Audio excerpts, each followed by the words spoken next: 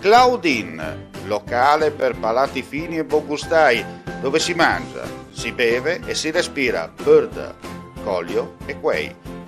Sono Claudia Zano e vi aspetto con le mie specialità. Cosa aspettate? Claudine, food, wine, music e sei in pole position.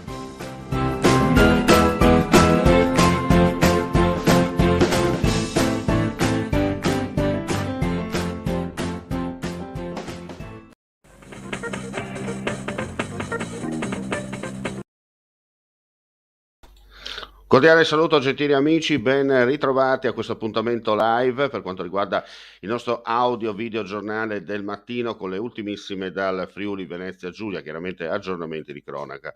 Allora apriamo subito con la notizia che già da ieri sera purtroppo fa il giro non solo del web, dell'informazione, perché credo nell'empatia, nella possibilità di entrare nella vita di altre persone, capirne i sentimenti, le ragioni, i problemi e condividerli. E credo che l'empatia ci aiuti molto a capire nella diversità che esiste. Germanista, appassionato, grande esperto di Hölderlin, di cui aveva pubblicato le opere con i meridiani della Mondadori. Luigi Reitani è deceduto all'età di 62 anni causa il Covid. Spiega così l'attualità del poeta tedesco da lui tanto amato.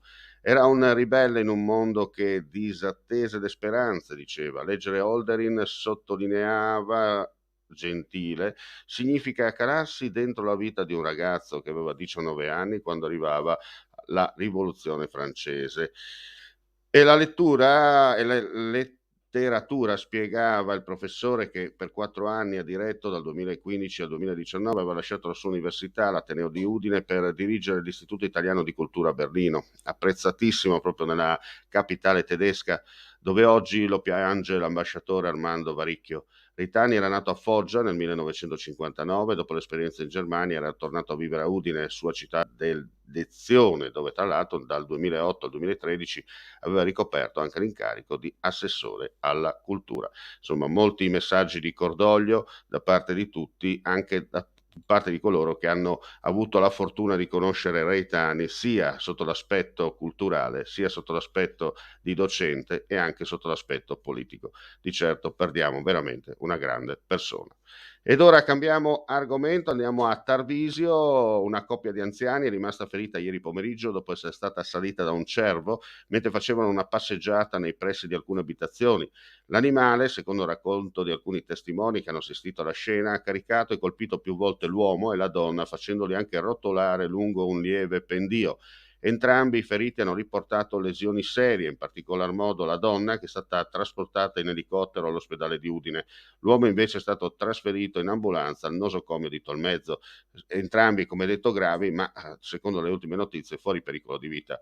Sul posto sono intervenuti i vigili del fuoco, il soccorso alpino e speleologico della stazione di Cave del Predil e i carabinieri di Tarvisio. Andiamo a Trieste. Incendio nella notte in un appartamento di una palazzina di 5 piani in via Toti al civico 11 in centro a Trieste.